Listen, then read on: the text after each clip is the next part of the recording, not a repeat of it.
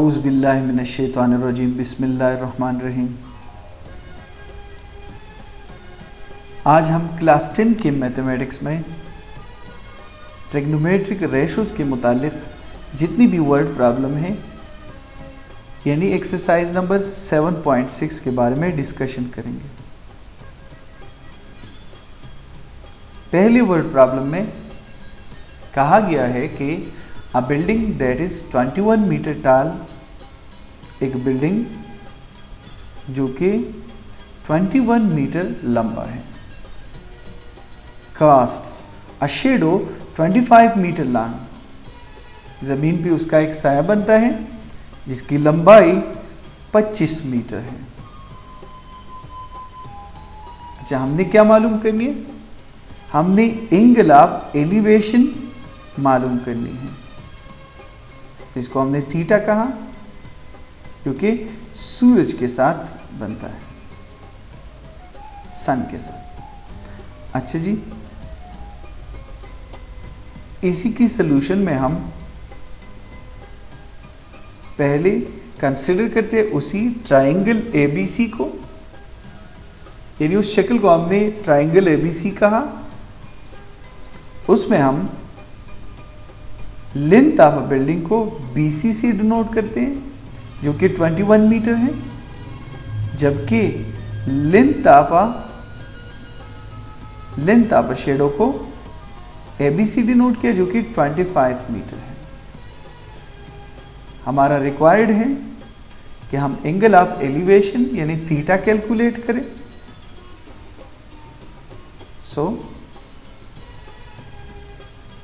हम उसी शक्ल की मदद से सबसे पहले आपको ये बताएंगे कि यार टेंजेंट थीटा, असल में टेंजेंट एक ट्रिग्नोमेट्रिक रेशो होती है राइट एंगल ट्राइंगल के लिए जो कि opposite side of angle theta, theta एक एक्यूट एंगल होता है जो कि opposite side of angle theta और adjacent side of angle theta के दरमियान होती है। यानी एंगल वो रेशो जो opposite side of angle theta और adjacent side of angle theta के दरमियान है उसे हम टेंजेंट कहते हैं। विद रिस्पेक्ट टू थीटा इसलिए tangent theta equal to opposite side by adjacent side. जी, फिर मैंने अपोजिट साइड की जगह बीसी पुट की क्योंकि बीसी एंगल थीटा का अपोजिट साइड है, और एडजेसेंट साइड की जगह मैंने ए बी पुट की।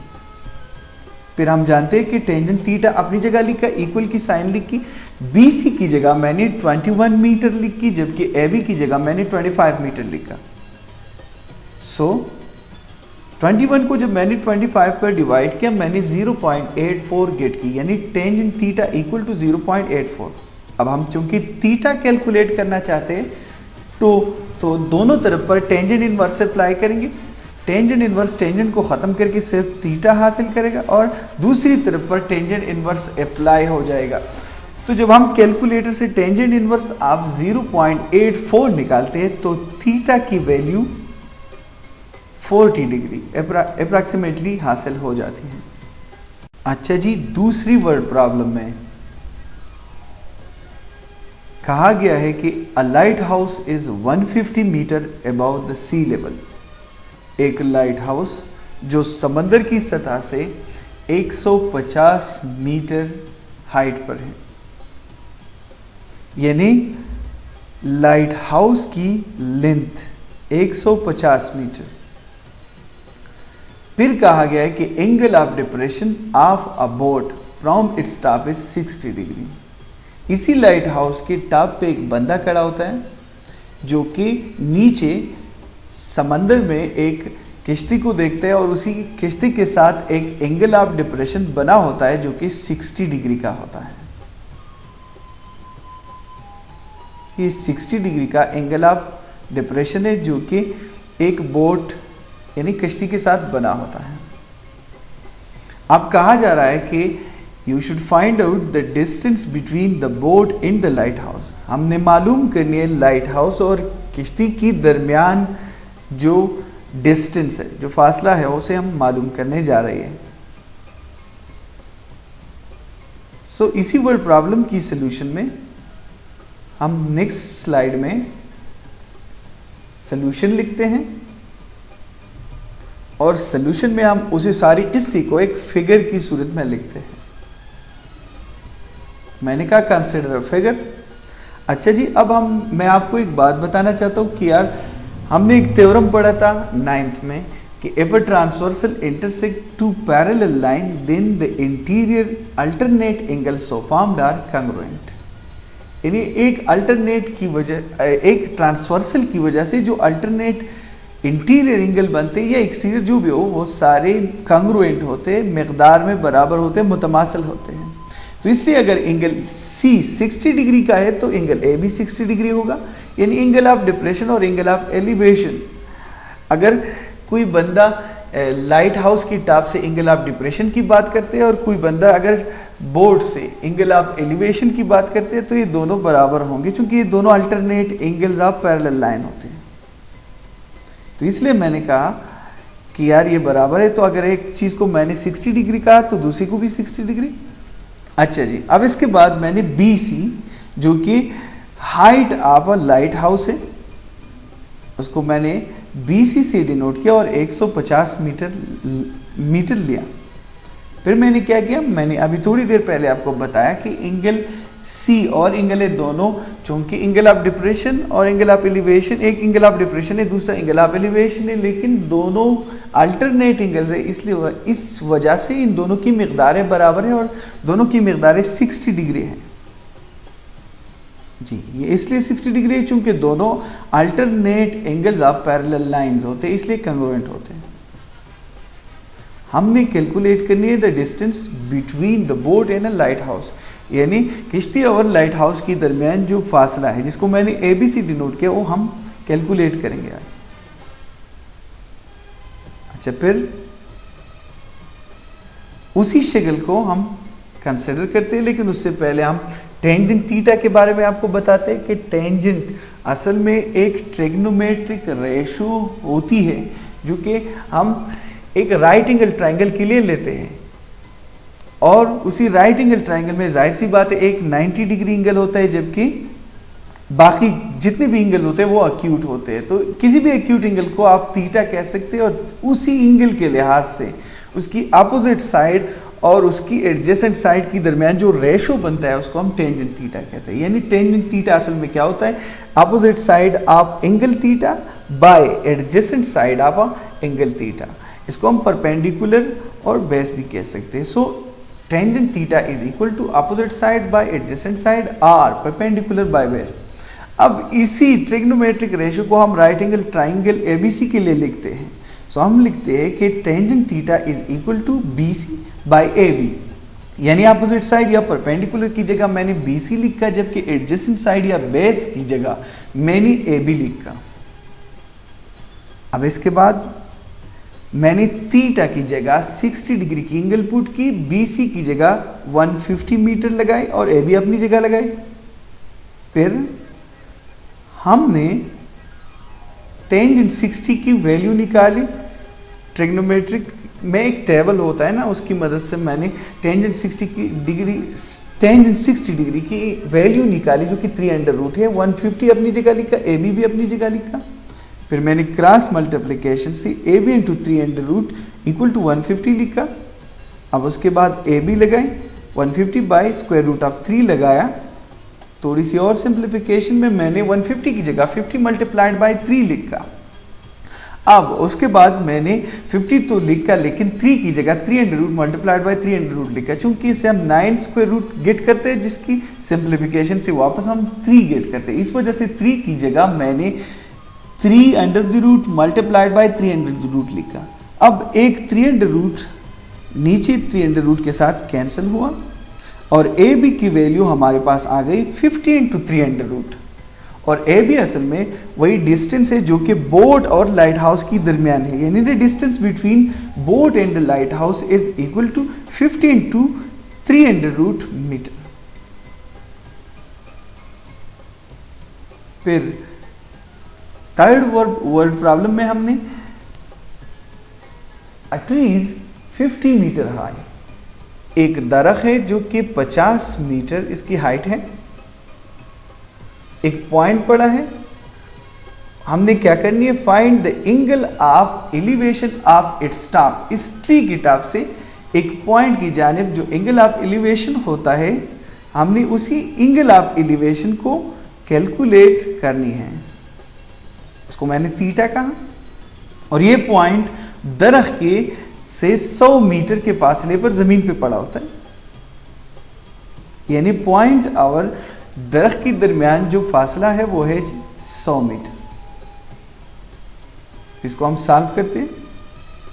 सॉल्यूशन में हम उसी सारे किस्से को एक डायग्राम की शक्ल में लिखते हैं, यानी consider right angle triangle ABP. ABP triangle का नाम दिया, जिसमें हाइट ऑफ अ ट्री को मैंने ए बी से डिनोट किया, ए बी की मकदार से डिनोट किया, जो कि 50 मीटर है। फिर हमने distance between tree and point P, जिसको मैंने बीपी से डिनोट किया, वो 100 मीटर है, यानी दरख्त और पॉइंट के दरमियान जो फासला है वो 100 मीटर है। हमने क्या कैलकुलेट करनी है, हमारा रिक्वायर्ड क्या है, वो है एंगल ऑफ एलिवेशन, जिसको हमने एंगल थीटा कहा, उसे हमने कैलकुलेट करनी है। तो अगली स्लाइड में हम वही टेंजेंट की जो ट्रिग्नोमेट्रिक रेशियो है उसकी डिफिनीशन लिखते हैं कि tangent theta equal to opposite side by adjacent side, या आप परपेंडिकुलर बाय बेस भी लिख सकते हैं। अब उस टेंजेंट थीटा को हम राइट एंगल ट्राइंगल एबीपी के लिए लिखेंगे। So tangent theta equal to opposite side की जगह ए बी लगाई, जबकि एडजेसेंट साइड की जगह बी पी लगाई। फिर टेंजेंट थीटा अपनी जगह लगाया, ए बी की जगह मैंने 50 मीटर लगाई, जबकि बी पी की जगह 100 लगाई। अब मैंने 50 को 100 पर डिवाइड करनी है। सो 50 को 100 पर डिवाइड करने से 1/2 गेट हुआ। अब हम चूंकि थीटा निकाल रहे हैं, सो हम टेंजेंट को दूसरी तरफ शिफ्ट करेंगे, यानी दोनों तरफ पर टेंजेंट इनवर्स अप्लाई करेंगे, तो एक तरफ थीटा रह जाएगा, जबकि दूसरी तरफ टेंजेंट इनवर्स ऑफ 1/2 आ जाएगी। अब जब हम कैलकुलेटर से टेंजेंट इनवर्स ऑफ 1/2 निकालते हैं, तो थीटा की वैल्यू निकल आती है, जो कि 26.5 डिग्री, और ये हमारा आंसर हो गया। अच्छा जी, अब चौथे वर्ड प्रॉब्लम में हम एक पहाड़ का किस्सा करते हैं जी। From the top of a hill 240 metre high, एक पहाड़ है जी जिसकी ऊंचाई 240 मीटर है। ये लीजिए 240 मीटर हाई एक पहाड़ है जी, हिल। उस पहाड़ की टॉप पर एक बंदा बैठा होता है, जो कि नीचे एक मीनार को देखते हैं, और मीनार की टॉप के साथ जो उसका एंगल ऑफ डिप्रेशन बनता है, वो एंगल है जी 30 डिग्री की। फिर ये जब बंदा मीनार की बॉटम को देखते हैं, तो उसके साथ एक और एंगल बनता है, जो कि 60 डिग्री का होता है। हमने मीनार की हाइट कैलकुलेट करनी है। अच्छा जी, सॉल्यूशन की जानिब चलते हैं। तो सॉल्यूशन में हम सबसे पहले उस सारे किस्से को एक डायग्राम की शक्ल में लिखते हैं। Consider a figure. अच्छा जी, अब इस डायग्राम को या इस फिगर को देखने से आपको मालूम होगा कि यहाँ पर दो राइट एंगल ट्राइंगल बनते हैं। एक राइट एंगल ट्राइंगल ACD, जबकि दूसरा राइट एंगल ट्राइंगल ACE है। अच्छा जी, हमें ये भी मालूम होगा कि यार AB अगर 240 मीटर है, जो कि पहाड़ की हाइट है, तो CE भी 240 मीटर होगा। चूंकि ये दोनों पैरेलल है और दो पैरेलल लाइन के दरमियान वाक़या है, इसलिए इन दोनों की लेंथ बराबर है। तो इस फिगर को कंसिडर करते हैं। मैंने हाइट ऑफ अ हिल, जिसको मैंने ABC डिनोट किया, और जो CE भी हो सकता है, दोनों की मकदारें 240 मीटर हैं। फिर उसके बाद एक एंगल ऑफ डिप्रेशन, जिसको मैंने θ1 से डिनोट किया, जो कि टॉप ऑफ माइनरेट के साथ बनता है, वो 30 डिग्री है। फिर एक और एंगल ऑफ डिप्रेशन है, जो कि मीनार की बॉटम के साथ बनता है, जिसको हमने θ2 कहा, जो कि 60 डिग्री है। ये सारी गिवन है। अब हमने कैलकुलेट करनी है हाइट ऑफ माइनरेट, यानी मीनार की हमने हाइट मालूम करनी है, जिसको मैंने डी से डिनोट किया है, जैसे हम मालूम करना चाहते हैं। ये अब अगली स्लाइड में हम उसी फिगर को कंसिडर करेंगे और उसमें से हम एक ट्राइंगल पिक करेंगे। ट्राइंगल ACD पिक किया जी, मैंने सेलेक्ट किया एक राइट एंगल ट्राइंगल ADC या ACD भी आप कह सकते हैं। उसी पर भी टेंजेंट थीटा की जो ट्रिग्नोमेट्रिक रेशियो उसकी डिफिनीशन अप्लाई करते हैं कि tangent theta 1 equal to opposite side by adjacent side or perpendicular by base. Values put करते हैं। अपोजिट साइड की जगह मैंने CD पुट की, जबकि एडजेसेंट साइड आप एंगल थीटा 1 उसकी जगह मैंने AC पुट की। फिर टेंजेंट 30 तो मैंने थीटा 1 की जगह 30 डिग्री लगाई, जबकि CD की जगह मैंने CE माइनस DE लगाई। क्योंकि हम जानते हैं कि CD और DE दोनों को जमा करने से CE गेट होता है, सो इस वजह से मैंने CD की जगह CE माइनस DE लगाई। थोड़ी सी और सिंप्लीफिकेशन की मैंने। अच्छा जी, टेंजेंट 30 की जगह मैंने 1/3 अंडर रूट उसकी वैल्यू लगाई, जो कि मैंने टेबल की मदद से कैलकुलेट किया था। CE minus DE by AC अपनी जगह लगाई, क्रॉस मल्टीप्लिकेशन की। फिर थोड़ी सी और सिंप्लीफिकेशन से मैंने ये कहा चूंकि AB और CE दोनों 240 की बराबर है, सो CE की जगह मैंने 240 पुट की। अब इसके बाद हम इसी फिगर से ये बड़ा वाला राइट एंगल ट्राइंगल पिक करते हैं। तो मैंने सेलेक्ट किया राइट एंगल ट्राइंगल ACE। इसमें हमारे पास एंगल थीटा 2 जिसको हमारे पास 60 डिग्री है उसको कंसिडर किया। अब हम जानते हैं कि टेंजेंट थीटा बराबर होती है opposite side by adjacent side or perpendicular by base. इसमें वैल्यूज पुट करें तो टेंजेंट थीटा 2, थीटा की जगह थीटा 2 लगाए, अपोजिट साइड की जगह CE लगाई, जबकि एडजेसेंट साइड की जगह मैंने AC लगाया। अच्छा, इसके बाद थीटा 2 की वैल्यू है 60 डिग्री, सो 60 डिग्री लगाई। CE हमारे पास चूंकि AB और CE दोनों बराबर हैं मिकदार में, तो CE की जगह मैंने 240 लगाई, AC अपनी जगह। टेंजेंट 60 की जब मैंने वैल्यू निकाली तो वो 3 अंडर रूट है, 240 बाई AC अपनी जगह लगाई। अच्छा, फिर मैंने क्रॉस मल्टीप्लिकेशन से थोड़ी सी एडजस्टमेंट करके AC की वैल्यू निकाली, जो कि 240 बाई 3 अंडर रूट है। फिर मैंने 240 की जगह 80 मल्टीप्लाइड बाई 3 लगाई और फिर 3 को मैंने 3 under root multiplied by 3 under root की शक्ल में लिखा, तो एक 3 अंडर रूट दूसरी 3 अंडर रूट के साथ कैंसिल हुआ। अच्छा जी, AC की वैल्यू आ गई 80 इंटू 3 अंडर रूट। अब हम क्या करते हैं, AC की एक वैल्यू जो कि बड़े ट्राइंगल से निकला था, AC की एक और वैल्यू भी है जो कि छोटे ट्राइंगल से निकला था, वो दोनों कंपेयर करते हैं अगली स्लाइड में। बड़े ट्राइंगल से भी एक वैल्यू निकली थी AC की और छोटे ट्राइंगल की से भी एक वैल्यू निकली थी। छोटे ट्राइंगल के लिए AC बराबर है 240 minus DE multiplied by 3 under root, जबकि बड़े ट्राइंगल में AC बराबर था 80 इंटू 3 अंडर रूट। सो दोनों वैल्यूज को कंपेयर करते हैं जी। तो कंपेयर करने से हमें एक अलग इक्वेशन हासिल होता है, यानी 240 minus DE multiplied by square root of 3 equal to 80 into square root of 3। अच्छा जी, दोनों तरफ से 3 अंडर रूट को हम कैंसिल करते हैं।